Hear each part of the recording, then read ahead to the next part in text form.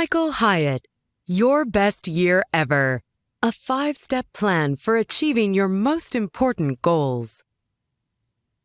Every year we make New Year's resolutions, but by February we've usually abandoned every effort toward change, either because they seem impossible to achieve or we've simply forgotten about them. Improving your life isn't as simple as staring up at a firework-lit sky and whispering a couple of sentences to yourself. Sure, the intent is there, but you also need to follow up on your verbal promises with some solid planning and action. This is where these blinks come in. Michael Hyatt guides you through the necessary steps to make your New Year's wish a tangible reality, so you'll never spend another year regretting all the things you could have or should have done. Full of historical examples and personal anecdotes from the author, Your Best Year Ever will show you that reaching your goals is never an impossibility. Before we begin, we publish new content every week. So, be sure to subscribe to our channel and ring the bell to get notified about our latest extracts. Number 1. Your life is made up of 10 areas that need to be worked on simultaneously. Let's start by picturing where you want to be in 12 months. What do you see? Some of the more common desires are to be free of debt, physically fit, a happy family life, a good relationship, master a hobby, and feel spiritually well. The good news is that you can have all of this. Measuring your progress in 10 areas of your life will allow you to see what you need to improve. These interrelated aspects are mental health, physical health, spirituality, intellectual life, marriage or partnerships, parental life, friendships, job, hobbies, and personal finances. These components are key to living a fulfilling life, which is why it's important to work consistently on improving them. To begin, rank yourself from 0 to 10 on each of the aspects previously mentioned.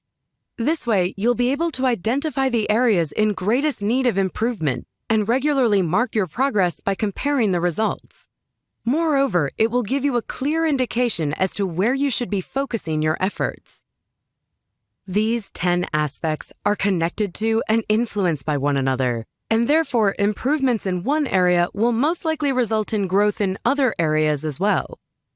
For instance, a relaxing home life will allow you to concentrate better at work, while a rich social life will lead to a higher chance of meeting a partner.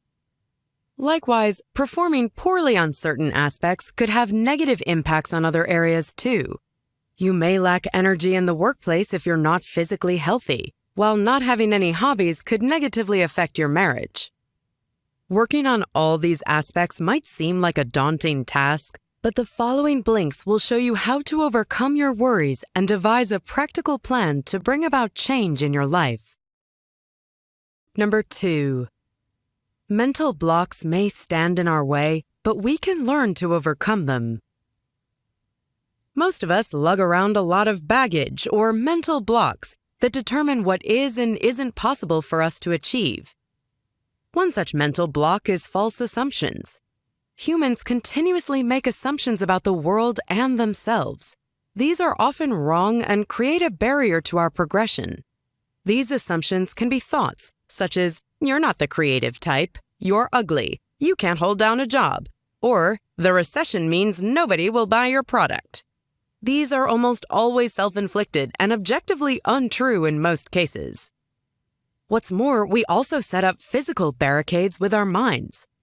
Pilots once thought it impossible to fly faster than the speed of sound, and athletes believed that no human could run a mile in under 4 minutes.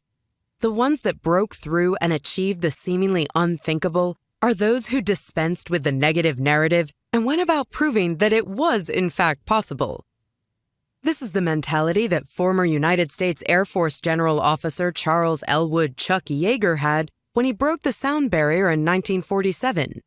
In 1954, athlete Roger Bannister also ignored the impossible narrative by running a mile in 3 minutes and 59 seconds. By dispelling common knowledge about physical limitations, both Yeager and Bannister succeeded where others had failed. Since then, numerous airplanes have broken the sound barrier, and many runners have recorded 1-mile runs in under 4 minutes, now that the perceived limits have been surpassed. By revising the perceived limits, not only can you improve yourself, but you can even change the world. In 1963, it was the belief of many that the civil rights movement wouldn't amount to anything. Most said that nonviolent efforts would never achieve change, and that racism was far too deeply ingrained in American society for anything to be done about it. Dr. Martin Luther King, however, refused to take these perceived beliefs as undeniable truths and led a peaceful protest march of 200,000 people to Washington, where he gave his famous "I Have a Dream" speech.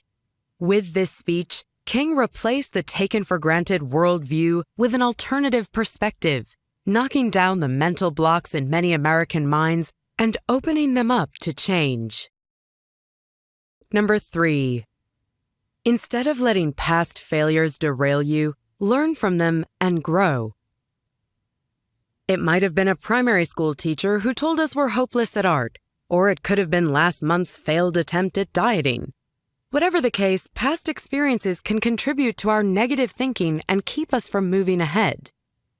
A bad experience in the past can affect our confidence in future circumstances.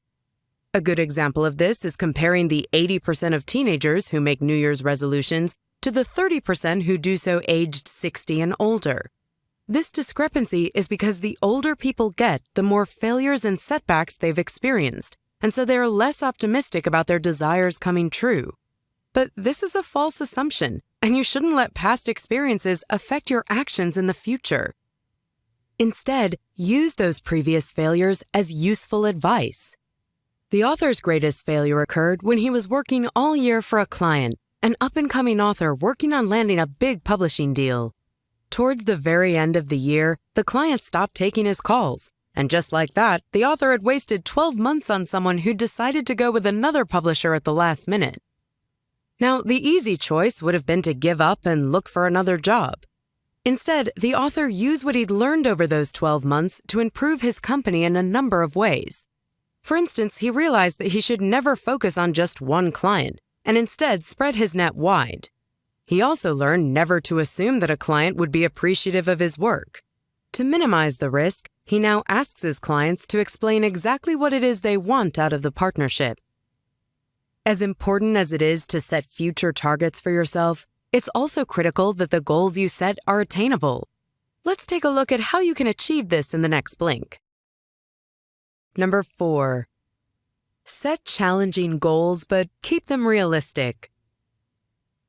Some targets that we set for ourselves are so unrealistic that even the world's greatest geniuses wouldn't be able to attain them. On the flip side, sometimes the goals may be so easy that we lose motivation to try and achieve them because so little effort is required. The key to ensuring high enthusiasm levels is striving for a goal that's within your capabilities, but one that also requires a reasonable amount of effort. To set the right goals, you need to find the discomfort zone. Let's say you're planning to write a book. Winning the Nobel Prize for Literature is a desirable goal, but it's also quite unreasonable for a first-time writer. Furthermore, such an ambitious target could prevent you from starting altogether. Conversely, if you set your sights too low and allow yourself to finish your first draft in 6 months, you'll end up taking too long and probably never get around to finishing. Instead, find a happy medium, which the author calls the discomfort zone. For example, give yourself 3 months to finish the first draft and then another 3 to complete the second. Setting goals is important, but don't be delusional. It's possible to exceed the discomfort zone and break into the delusional zone if you're not careful. Just as an athlete who overtrains will end up pulling a muscle, setting delusional targets will result in you undermining yourself. One example of this is the automobile company General Motors. In 2002, they set a target to obtain 29% of the U.S. market. This absurdly ambitious goal almost bankrupted the company. Employees were required to wear badges with the number 29 on their lapels so that they were constantly reminded of the goal. The staff became so fixated on sales numbers that they sold cars with zero-interest loans, costing the company money and affecting its bottom line. It effectively undermined the business and put the 29% target even further out of reach than when they started the initiative. If General Motors had considered it more thoroughly, they would have realized that the goal was delusional, and this misadventure would have been avoided. Number 5. Work until you become addicted to little and often tasks, and you will accomplish more. Imagine you had to read a long book like the Bible. That's almost 1,000,000 words, a rather daunting task. To make this a more attainable goal, break up the task into 20-minute chunks every morning, and you'll have read the entire Bible in a year. When you split up mammoth tasks into short-term goals, the rewards can be very satisfying. Humans get addicted to daily tasks, particularly if they're done over an extended period of time. This also applies to tasks that were born from the discomfort zone. A task that we enjoy can turn from a stick to a carrot, that is, a punishment to a reward. People who intend to read the Bible might find it daunting at first, but once they get started, they'll enjoy the spiritual and peaceful moments that accompany the task. The key action, though, is to work on the task until you become addicted. Some of you may have heard that it takes 21 days to get addicted to a habit, but some tasks only take a few days before an addiction forms, while more complex ones can take over 200 days. According to researchers from University College London, the average number of days for a task to transition into an addictive habit is 66. To make it easier to become addicted to a task, you need to introduce rewards into the system. However, this doesn't necessarily mean buying yourself a new suit once you shed those 20 pounds. Rewards for completing discomfort zone tasks are more like feelings of gratitude and pleasure, and simply noticing your progression towards your long-term goal can be rewarding enough. You can also increase your enthusiasm levels by turning your task into a game. Tick off a daily task on your calendar and try to see how many days in a row you can achieve it. Phone apps can be very handy here. The author uses an app where you're instructed to drink a glass of water before watering a virtual plant. By turning it into a game, the app takes the mundane task of drinking water throughout the day and makes it more enjoyable. Number 6. Identify and remind yourself why you're doing something to stay motivated. To stick to a task and remain positive, you need to form an emotional attachment to it. In other words, you need to understand why that task makes you a better person. Start by identifying your main motivations. Jot down a list of reasons for doing a particular activity, then pick out the strongest points. If your goal is to work out more, some of the reasons could be, I'm sick of being fat, I want to prove to myself that I can succeed, and exercise makes me more productive and happy. It's important to disregard how other people might value your reasons. What's most important is that they resonate with you. Once that's done, you need to constantly remind yourself of your main motivations. Say you find yourself heading to the fridge. In a situation like this, it's useful to have your list of reasons at hand. As you reach for a snack, remind yourself why you want to be more healthy. Looking at the list will divert your attention away from your temporary desire and prompt you to consider your longer-term, more meaningful targets. To motivate yourself even further, let your reason define you as a person. Anders Ericsson, a researcher of psychology at Florida State University, studied the motivation behind the many hours of practice guitarists and other musicians put into honing their craft. He discovered that a crucial element of their dedication was that when they perform well and their talents receive recognition from their peers, their actions become part of their identity. In other words, identifying as musicians drove them to become better at making music. This is no surprise, as humans are social beings, and the way we identify ourselves is in relation to others. In the following blink, you'll learn how to benefit from this group identification so that you can experience your best year yet. Number 7. To experience your best year ever, you need to have good allies. In addition to identifying your primary motivations, one key factor to living a successful year is having a good group of people around you. This means finding individuals who can support your goals, either those who have the means to see them come to fruition or those on a similar path who can offer encouragement and advice. People are a readily available source of knowledge and experience that we can tap into.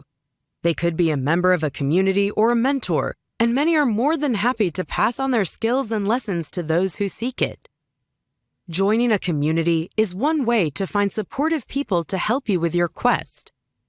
For example, people who want to lose weight join dieting groups such as Weight Watchers and are more likely to drop the pounds than those who go it alone. Similarly, alcohol and drug addicts have a higher chance of staying clean if they go to supportive meetings, such as Alcoholics Anonymous. According to psychologist Henry Cloud, this is because positivity is contagious. We are more likely to succeed when part of a community due to 4 key reasons. Firstly, we can learn from other group members. Secondly, competition within the group helps our performance. Third, we are held accountable to the community. And fourth, we motivate and encourage each other. Another avenue from which we can seek help is through tutoring. It's easy to conclude that if we want to improve at the piano, we should hire a piano teacher. If we want to learn Spanish, we should find a language tutor. But when it comes to improving our lives, many of us wouldn't consider hiring a life coach or even a fitness instructor. The author was guilty of this oversight. For a couple of years, he was stuck on a particular level of fitness and didn't know how to improve. His friend suggested he get a fitness instructor, and since then, not only has he gained new and invaluable advice on different exercise techniques, he also gained a new gym buddy. Through this new avenue of support, he broke his personal records and reached new levels of fitness. Creating your best year requires individual effort, but it's equally important to make sure you have a good network supporting you. The book's main takeaway is that to have the perfect year, you need to take a holistic approach to improving yourself and distribute your efforts equally over 10 different aspects. The goals you set for yourself must be realistic and clearly identified so that you have the motivation to change. Finding a strong support group and becoming addicted to daily tasks will also help you achieve a fulfilling life. Want some more actionable advice? Express gratitude. The first thing you should do when you wake up in the morning is take a few minutes to yourself to thank the universe, God, yourself, or anyone for everything that you already have. Say thanks for being healthy, for having people who care about you, for having access to clean water. Being grateful will help keep you positive and hopeful and remind you of the small victories you've already made. Got feedback? We'd love to hear what you think about our content. Just share your thought or book recommendation on the comment section and be sure to subscribe and ring the bell to be notified about our latest extracts. Thank you and have a great day.